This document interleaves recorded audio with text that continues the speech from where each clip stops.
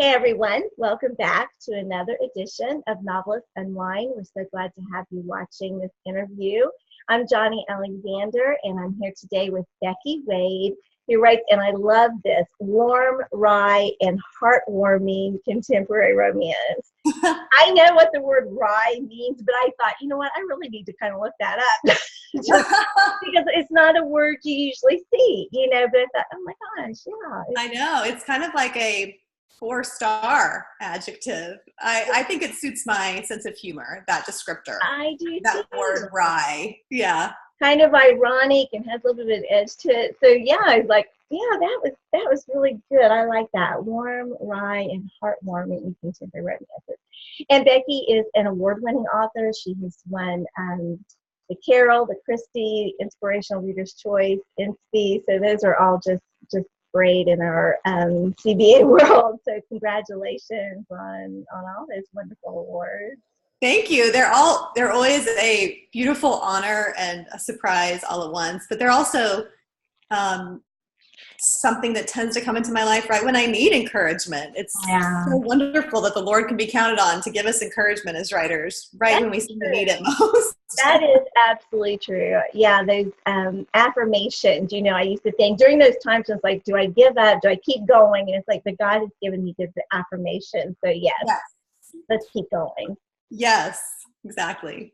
But you have an interesting little backstory because you wrote historicals for the general market before you wrote for the Christian market. What was that? What's kind of the difference between writing in those two markets? Well, for me, I went into writing historical romances for the general market simply because I had grown up reading those. I didn't have, unfortunately, a lot of familiarity with the Christian fiction genre when I was coming up. Part of that could have been that it was a smaller genre at that time, and part of it could have been that there were authors writing in that, for sure, Jeanette Oak and some of the other women, but I just hadn't been introduced to it. So I kind of naturally decided that I would start writing what I most loved to read, which was general market historical romance. And so that's how I began. It took me years and years of publishing and then not being offered a contract by my publisher and then having babies and taking many years off to take care of babies before I eventually even tried my hand at a contemporary Christian romance. And as soon as I did, I knew that was the genre for me. It took me a long time to find it, but when I found it, I knew immediately. And so I guess the differences between the two, I do a significant amount of research for my contemporaries, but I did even twice as much for my historicals. So there was a lot more research involved. I was trying to keep in mind the historical events of the day and the time as I was writing those stories and how those would have impacted those characters. Obviously, I was writing stories that were maybe a little steamier than the ones that I'm writing now, and I never liked that aspect of those stories. I sort of rationalized it to myself for quite some time that it was fine and it's what I had to do to get published. Right. But as I matured in age and discovered Christian fiction, I realized that those had just been excuses. I could have been writing what the Lord had wanted me to write, which was a cleaner story right from the beginning. So my stories now are contemporaries. I think they're funnier than the ones for the general market, and they're definitely sweeter and cleaner, and they have this faith element, which I absolutely love incorporating into my stories that my general market romances didn't have. They were just strict romances. But these have a love story and a faith story. And it's so much fun. So much fun to write. Well, that's this is your newest release, Falling for You. I'll show that to everybody. It's the second book in the Bradford Sisters romance, and I really wish, and I hope to get back to read the first one. Just backtrack. Yeah, she's a historian and a genealogist, and it's like I kind of like that kind of stuff. So it's like, oh yeah, I want to read her story too. But this is Falling for You. I read this book this weekend and just loved it. It's great, and I was telling Becky ahead of time, I really appreciated the depth of the story and the depth of these characters, and it does have this faith element in it. but it's just so, it's also realistic, you know, and I really identified with Willow's feelings of two things actually. She's the oldest of the three sisters, and I'm an oldest, I and am too. I wondered, I was going to ask you, I had that down to ask you, I said, I bet she's an oldest, because you just nailed it, that whole feeling.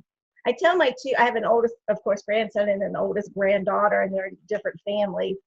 And so I have these conversations with both of them. They're only 12 and 9, but it's like, I understand you have all this responsibility for your younger siblings, you know, and I get it. And I understand how crazy they drive you, but you're the oldest and I'm an oldest and you're an oldest, you know, we're in this club, you know? Yes, the oldest club. It's real. Our experience in our families is slightly different than the experience that middle children or youngest children or only children have. It really is kind of a distinctive experience. So I enjoyed pouring some of my feelings as an oldest into Willow's characterization and following through. Yeah, because she does. She feels very responsible, setting that standard and all that. And then the whole thing about trying to be good, being the good daughter, you know, being that. And it's like, I was the good, I was the good kid, the good daughter. Yeah. and yet, you know, it's like God looks at us and he's not looking at us quite that way. So. Right, exactly. Like our goodness is, you know, filthy rags in his eyes. And just trying to get that through our heads, I think, is a very authentic journey, you know, and that's the journey that she had, you know, trying to hang on to whatever goodness she'd been able to cobble together for herself, knowing that it wasn't enough, you know, that she'd made mistakes. And just coming finally to this place of freedom where she could admit, I'm not good. You know, I've tried and I failed. And thankfully, Jesus was good enough for the both of us, you know, and I really try, thank you for saying that the characters had depth. I really try to go deep, you know, in my rough draft, I'm knowing them, but I almost think that it's not until I'm writing my second draft that I'm getting to know them just that little bit more, like all the flaws and all the weaknesses and all the fears. And so that's a constant process of mine where I'm seeking to achieve that kind of depth, and it just takes time. And they don't usually spring to my head full blown. It's more this process of uncovering the character layer by layer. You have to get to know them and see the things that they do that surprises you, you know, and those are the parts I love best, is when my character will do something that's just like, wait a minute, I wasn't expecting that. Me too, because then they become almost real, or they are real now because they're doing their own thing and they have minds of their own. That's absolutely right. I was intrigued too, on your website, you talked about, you know, an idea coming and then it's almost like building a spider web. I thought that was such great imagery, because I'm struggling with developing a story right now. And, you know, actually I was praying about this morning, and God's so good, because I was praying about it, and he two questions entered my head, and I was like, oh yeah, if I find the answers to those two questions, I'll be further along in this story. So thank you. But you know, and then I read that, and I just like, I love that idea of the spider web, you know, just the strands and how it. Yes, that's very much how stories come together for me. I'm not someone who is fortunate to have just this wealth of ideas, you know, coming at me every time I turn around. There are writers like that, and I wish I was one of them. But I'm not. I sort of have one idea, and it's like the first strand of the spider web. And then once I have that one strand, and it could be a character idea, it could be a premise, it could be a theme. But once I have just one thing, then I gradually add another strand, which could be a character, you know, another strand, which could be the setting. And I just, like a spider, I just very, very slowly and meticulously build the story out from one thing. And so eventually when people ask me, what inspired that story? It almost takes me a minute to remember, because it became this big and intricate spider web, and it's hard for me to remember what was the first strand that started that spider web. But I try to be patient in that process of building a story, because it really should happen organically if it can, if we're not rushing it too much. Right. It's better if we can just slowly spend time thinking and dreaming and imagining and testing out different ideas to decide, well, is this way that I could go with the plot stronger, or is this way that I could go with the plot stronger, and just giving it time and just being comfortable with the doubt, at that phase. Because there's a lot of feelings of, I don't know, I don't know what should happen. I don't know who I should set it. I'm not sure what the plot should be. And just being okay with not being sure right at the start, just giving ourselves time to figure it out. And knowing we can rewrite it, because I think that's hard too. It's just like when you're starting out and there's so many decisions. I don't know if readers understand how many decisions you have to make at the beginning, especially. And then, then your decisions narrow as you go on, because you made these other decisions before. But that's why it's so hard, and why there's so much doubt, is because, is this the right decision I'm making? And what if it's not? It's not that the whole story, a different direction. Right. Yes. I identify with everything that you just said. That. Oh my goodness. I'm also intrigued that you are writing, what you've got down is like, so this is book 2, but there's a book 0.5 and there's a book 2.5. They're novellas. So that's really cool too, that you're doing that in addition to this 3-book series. Tell us a little bit about your novellas and how that all came about. Yeah, I'd be happy to. With my first series that I did, which was the Porter Family series, I decided that I really wanted a Christmas story in there somewhere. And when I came to write the Bradford sisters story, I had initially envisioned it as 3 novels. Right. And because I have the 3 sisters, but then I had also thought, I would really love to write a prequel novella. The dad's story was super juicy, and the dad kept telling me that he had a story to tell of his own, but I didn't write it first. I wrote True to You first. That was what my schedule would allow at the time. And after I turned in the first novel, the dad's story kept, letting me know that it wanted to be told. And so I just sat down on my own time during summer vacation, and I wrote that. And I wasn't sure if I would release it or not. And then I sent it to a freelance editor, and she said, yes, let's move forward with it. So we did, and I released it 2 months before True to You came out. Because indie publishing, the timeline is so much quicker. Sure. I was able to finish it and then release it like maybe a month later or something. And so I love doing that one. That one was just a project of my heart. Just my creativity really wanted to do that one. And then because I had loved having a Christmas piece with my Porter Family series, I decided that I would write a Christmas novella for the Bradford Sisters series as well. And because in the Porter Family series, it was just a Christmas short story, but this time I wanted to do something a little longer. And so I teamed up with 3 other authors from Bethany House, and we're releasing a Christmas collection called The Christmas Heirloom. But my story in that collection ties in with my Bradford sisters. That's great. And so to answer your question, that's how my novellas came about. And I have found that I don't do them every year, but I thoroughly enjoy doing them some years. Yes. Having those companion pieces to my novels, because it does just give readers one more chance to visit that story world and those characters, and to have a more rich, deep dive into their story if they want that. And I would like to read the dad story, because it kind of reminded me, and I don't know whether you're old enough to remember Bonanza, that show Bonanza, and Ben Cartwright, he had 3 different sons, and they had 3 different moms, and kind of have done the same thing with I don't think that's a spoiler, with the Bradford sisters. You've got these 3 very close sisters. They're very close to each other, but they have 3 different moms. So it is kind of like, I want to know I would like to know more about the dad's story. Absolutely. Well, I had forgotten, I totally know Bonanza, but I had forgotten that piece of of Bonanza, that the three sons had three different mothers. I hadn't remembered that. I'm glad you pointed that out. Yes, that is similar. It's really cool that she's done that. That's great. Yeah, it's really fun. Also, before I let you go, I want to talk to you about living in Australia and the Caribbean, which just sounds so exotic and fun.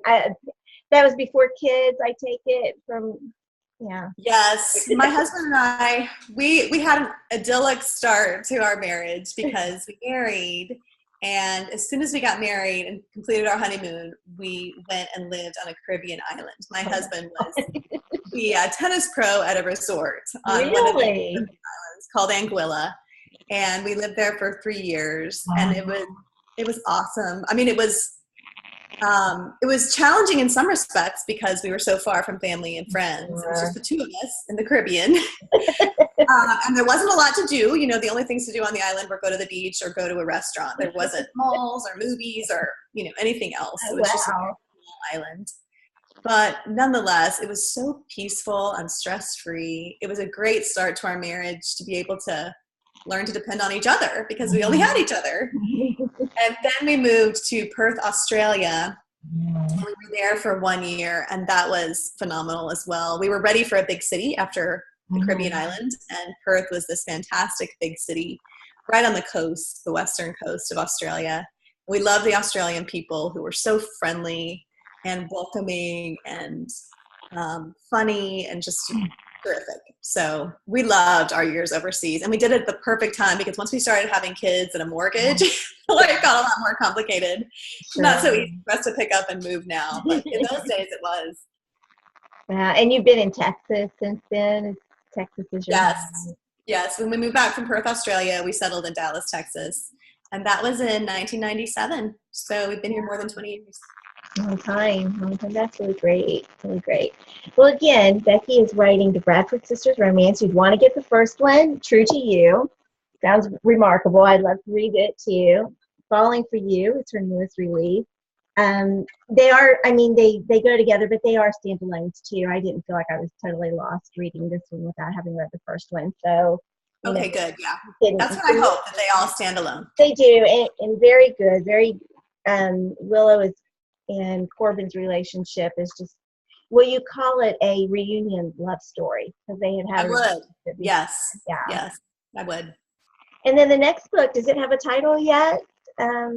Yes, we just recently decided on the title, and it's going to be called Sweet on You because Britt, the heroine, has a chocolate shop called Sweet Art. Yes. So it's called Sweet on You.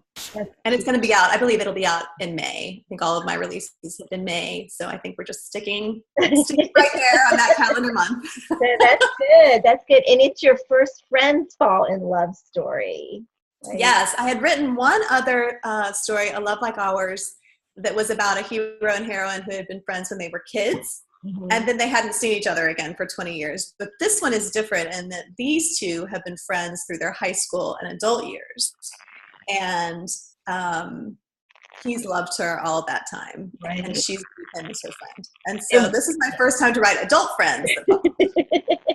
And we see that in Falling for You. We see a little bit of Britt and Xander. And I love that you even gave her, I think there are 2 times when she has a point of view in the story. So it's like, this was really good because it sort of sets you up then for wanting then to, you're a little bit inside her head. And then it's like, yeah, I want to read that next book too. See what's going to happen with these 2 characters as well. So kudos to you. That was a really good thing to do.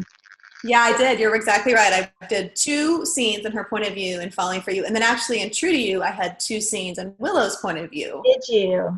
Getting ready, laying the groundwork for Falling for You. So I just kind of took that model that I'd used in True to You and used it again in Falling for You. It really works. Oh, and the other thing, before I forget, I love to, in this one, and I don't know whether you did this in the first book in the series or not, but in this one, at the end of the chapters, there's these, well, because there's this little bit of a mystery too about this woman who's disappeared and what happened to her.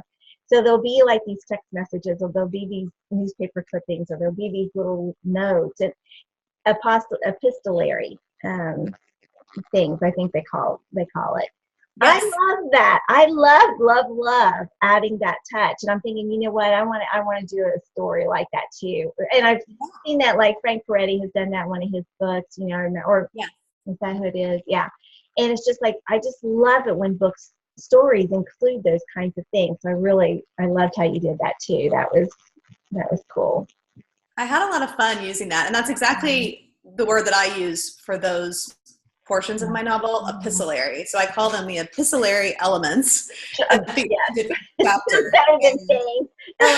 Better than things. Yeah, yeah.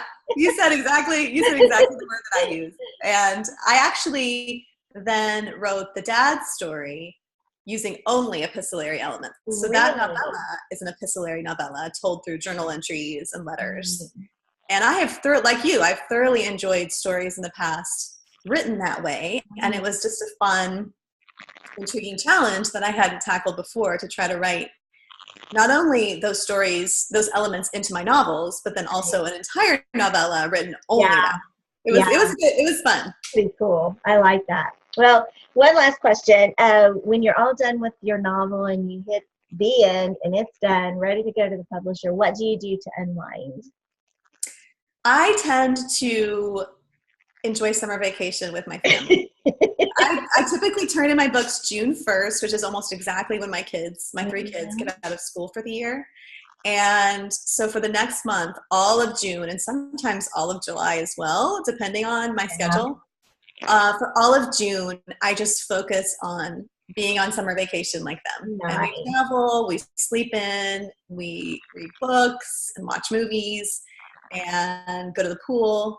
And we just really slow our pace way, way, way down. And I feel like that's important for creativity, that we all take breaks and let our creativity sort of fill back up, like that well of creativity kind of fill back up again, so that we have something to draw from when we start our next project. Absolutely. Well, I just wish you the best, because really, I enjoyed your story so much. I'm looking forward to reading the others. I try to read everybody I'm interviewing, so it's like I do have like an order I have to do. Yes. But yeah, I want to get back to those too, because they're so much fun. So one more time, I'll show the covers, because it's a beautiful cover too. Falling for You, the second story in the Bradford Sisters romance collection by Becky Wade. Thank you, Becky, so much for being with me today. I really appreciate it. Thank you for inviting me, Johnnie. It was fun to chat with you and everybody out there. Thanks, everyone. Yes, thanks for watching, and we'll see you again on Novelists Unwind. Bye-bye.